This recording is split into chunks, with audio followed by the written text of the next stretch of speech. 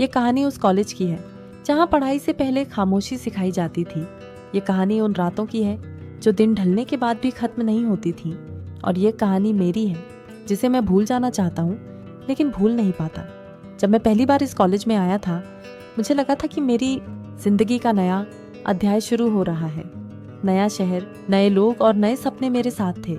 मुझे जरा भी अंदाजा नहीं था कि मैं कॉलेज के गेट के अंदर नहीं बल्कि एक ऐसे अंधेरे में कदम रख रहा हूँ जो धीरे धीरे सब कुछ निगल लेता है।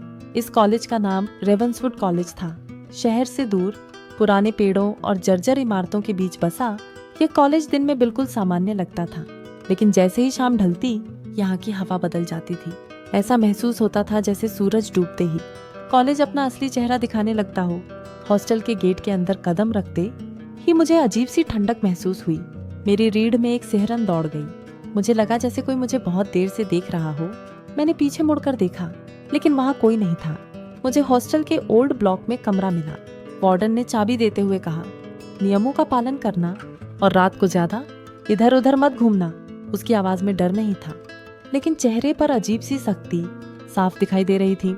मेरा कमरा तीसरी मंजिल पर लंबे गलियारे के बिल्कुल आखिरी सिरे पर था। वहां तक पहुंचते पहुंचते पूरा कॉरिडोर असामान्य रूप से शांत हो जाता था। पहली रात जब मैंने कमरे की लाइट बंद की तो मुझे लगा जैसे बाहर किसी के चलने की आवाज आ रही हो।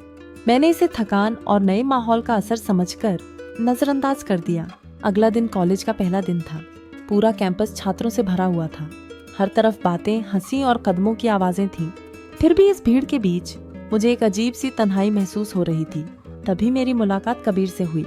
कबीर हमेशा मुस्कुराने वाला और मजाक करने वाला लड़का था। उसने मेरे कंधे पर हाथ रखकर कहा, "ती भाई, टेंशन मत ले, यहाँ सब धीरे धीरे आदत डाल लेते हैं।" उसकी बात सुनकर मुझे थोड़ी राहत मिली, लेकिन दिल के किसी कोने में अब भी हल्की सी बेचैनी बनी हुई थी। लेक्चर हॉल में बैठते ही मेरी नजर एक लड़की पर पड़ी। वह बाकी सभी से अलग लग रही थी, शांत, गंभीर और रहस्यमयी। बाद में मुझे पता चला कि उसका नाम रिया था।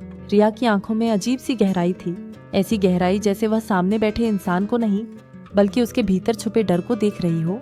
उसने मेरी तरफ देखा और हल्की सी मुस्कान दी। उस मुस्कान में आकर्षण भी था और एक अनजानी बेचैनी भी। शाम ढलते ही कॉलेज का माहौल धीरे धीरे बदलने लगा। दिन में जो इमारतें साधारण दिखती थीं, वही इमारतें अंधेरे में भारी और डरावनी लगने लगी। पुराने पेड़ों की परछाइयां जमीन पर इस तरह फैल रही थीं, जैसे किसी ने काले हाथ आगे बढ़ा दिए हों। हॉस्टल लौटते समय रास्ते में हल्की हल्की हवा चल रही थी। उस हवा में एक अजीब सी ठंडक थी जो सीधे दिल तक उतर रही थी। मुझे बार बार ऐसा लग रहा था जैसे कोई मेरे पीछे चल रहा हो। मैं 2 बार पीछे मुड़ा लेकिन हर बार रास्ता खाली मिला। उसी दौरान मेरी फिर से मुलाकात मेहर से हुई। मेहर तेज कदमों से चल रही थी, जैसे उसे कहीं बहुत जरूरी काम हो। मैंने उसका नाम लिया तो वह रुक गई। उसकी आंखों में घबराहट साफ दिखाई दे रही थी। उसने धीमी आवाज में कहा, "तुम्हें यहाँ की रातें समझ नहीं आई हैं?" मैंने हैरानी से उसकी तरफ देखा। उसने आगे कहा, "यहाँ कुछ चीजें दिन में सोती हैं और रात को जागती हैं।" मैं कुछ पूछ पाता उससे पहले ही वह वहां से चली गई। उसकी बातें मेरे दिमाग में गूंजती रहीं। रात के खाने के बाद मैं अपने कमरे में लौट आया। कमरे में अजीब सी घुटन महसूस हो रही थी। मैंने खिड़की खोली लेकिन बाहर भी वही सन्नाटा था। दूर से किसी दरवाजे के बंद होने की आवाज आई जो पूरे गलियारे में गूंज गई। कुछ देर बाद मैं पढ़ने बैठा लेकिन शब्दों पर ध्यान नहीं लग रहा था। बार बार मेरी नजर दीवार पर लगी घड़ी पर चली जाती थी। समय बहुत धीरे चल रहा था। करीब 11 बजे कबीर मेरे कमरे में आया। उसने हंसने की कोशिश करते हुए कहा, "भाई सब ठीक तो है ना?" मैंने सिर हिला दिया।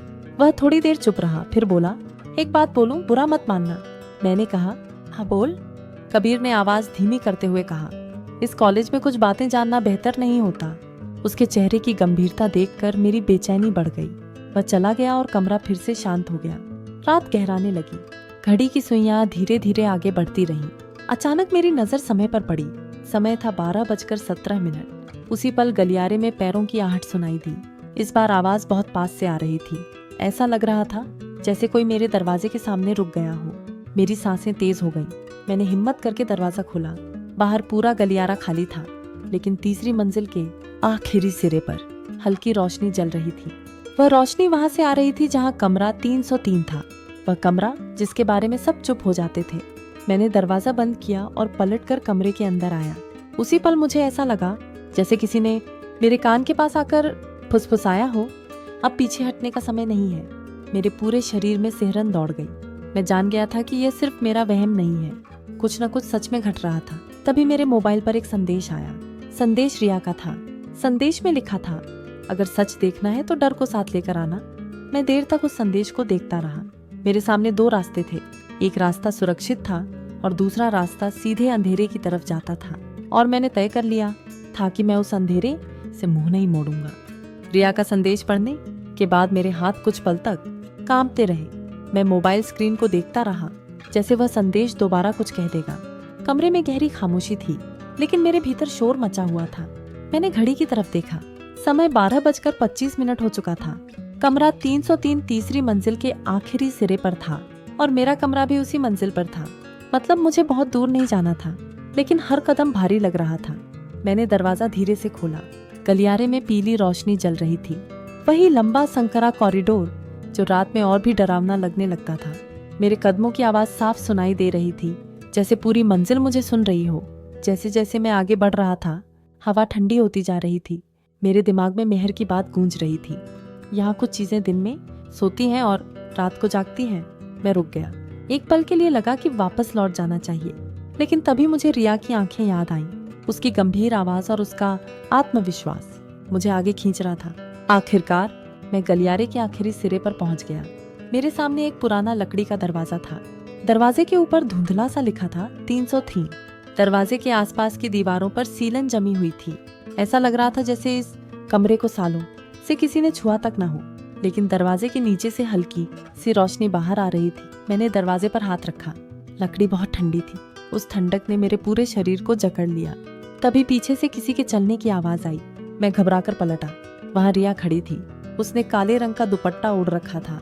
उसका चेहरा शांत था, लेकिन आंखों में अजीब सी चमक थी। उसने धीमी आवाज में कहा, तुम आ गए?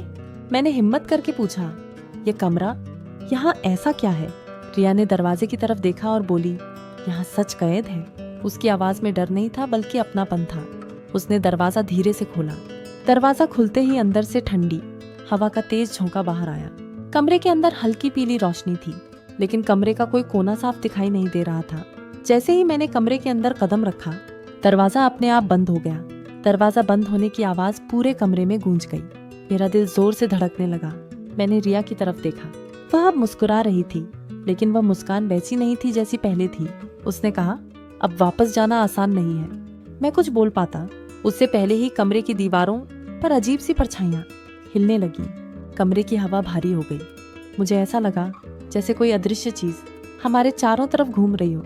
उसी पल मेरे कानों में एक धीमी टूटी हुई आवाज गूंजी, तुम अकेले नहीं हो। मेरी सांस अटक गई। मैं समझ चुका था कि यह कमरा सिर्फ एक कमरा नहीं है, यह भी एक दरवाजा है जो किसी ऐसी सच्चाई की तरफ खुलता है जिसे जानने के बाद कोई पहले जैसा नहीं रह पाता। और यहीं से वह डर शुरू हुआ जिसने मेरी कॉलेज लाइफ को हमेशा के लिए बदल दिया। कमरा 303 के भीतर कदम रखते ही मुझे ऐसा लगा जैसे समय रुक गया हो। दीवारों पर टंगी पीली रोशनी कांप रही थी, मानो उसे भी यहाँ रहना पसंद न हो। हवा भारी थी और हर सांस के साथ सीने पर दबाव बढ़ता जा रहा था।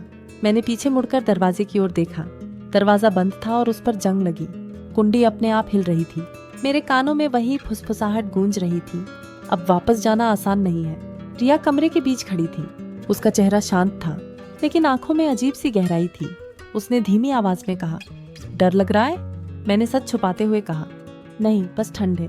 रिया हल्की सी मुस्कुराई। उस मुस्कान में अपनापन कम और रहस्य ज्यादा था। उसने इशारे से मुझे आगे बढ़ने को कहा। कमरे के बीचों बीच एक पुरानी मेज रखी थी। मेज पर धूल जमी थी, लेकिन उसके ऊपर रखी डायरी साफ दिखाई दे रही थी। मैंने डायरी उठाई। उसके पहले पन्ने पर एक नाम लिखा था, नैना। मेरा दिल तेज धड़कने लगा। मैंने रिया की तरफ देखा। उसने नजरें झुका ली, जैसे वह पहले से जानती हो कि मैं क्या पढ़ने वाला हूँ। मैंने डायरी के पन्ने पलटे। हर पन्ने पर डर, तन्हाई और टूटे हुए शब्द थे। एक जगह लिखा था, अगर कोई यह पढ़ रहा है तो समझ लेना कि मैं अकेली नहीं थी। मेरे हाथ कांपने लगे। मैंने पूछा, यह नैना कौन थी? रिया ने गहरी सांस ली और बोली, 5 साल पहले की छात्रा, खूबसूरत, निडर और बहुत ज्यादा सच बोलने वाली। मैंने फिर पूछा, फिर क्या हुआ? रिया की आवाज धीमी हो गई। फिर एक रात वह इस कमरे में बंद हो गई। अगली सुबह उसका नाम सिर्फ फाइलों में बचा। कमरे की दीवारों से अचानक खरोंचने जैसी आवाज आने लगी। ऐसा लग रहा था जैसे कोई अंदर ही अंदर बाहर निकलने की कोशिश कर रहा हो। मैंने डर के मारे डायरी मेज पर रख दी। उसी पल कमरे की लाइट झपकने लगी। रोशनी और अंधेरे के बीच मुझे दीवार पर एक परछाई दिखी। वह परछाई धीरे धीरे इंसानी शक्ल ले रही थी। मेरे मुंह से आवाज नहीं निकल रही थी। रिया ने मेरा हाथ पकड़ा। उसका हाथ ठंडा था, बिल्कुल बर्फ जैसा। उसने मेरे कान के पास फुसफुसाकर कहा, नैना अकेली नहीं मरी थी। कमरे में अचानक तेज हवा चली। डायरी के पन्ने अपने आप पलटने लगे। आखिरी पन्ने पर खून जैसे लाल रंग से लिखा था, सच को दबाया जा सकता है, मिटाया नहीं। मैं समझ चुका था कि यह सिर्फ एक डरावनी जगह नहीं है, यह एक गवाही है, एक ऐसी सच्चाई की जिसे कॉलेज ने सालों से छुपा कर रखा था। और अब वह सच्चाई जाग चुकी थी।